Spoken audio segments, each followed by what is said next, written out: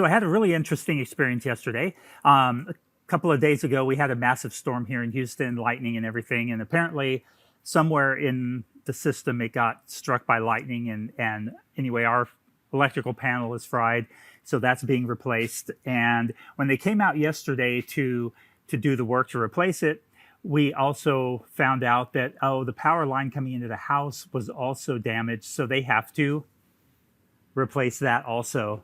So they jackhammered my patio, dug a 2-foot trench through my what was once a very nice green lawn.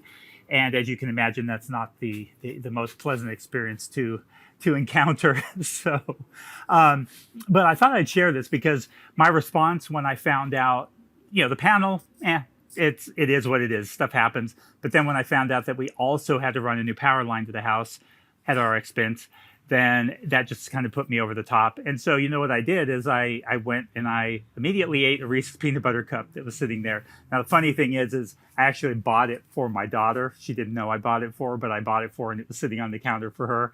So I actually kind of feel a little bad that I ate her Reese's peanut butter cup instead. She didn't know, so no harm, no foul. But anyway, my point was that I immediately went and ate that out of a response to this bad situation that had happened. Now, one thing that you might think is that, okay, well, then I guess you need to maybe explore that and figure out what it was that drove that. And that can be the case when you're dealing with emotional eating.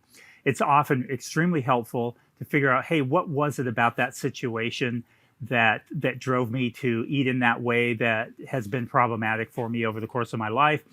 Let me explore that, find maybe other ways that I could have addressed that situation.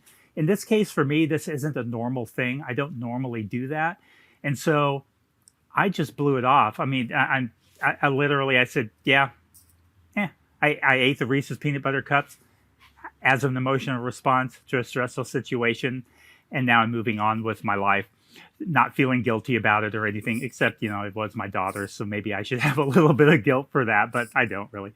Anyway, I just thought I'd share that because it's really easy, especially when we start doing something like intuitive eating, to get to a place where we overanalyze every little situation.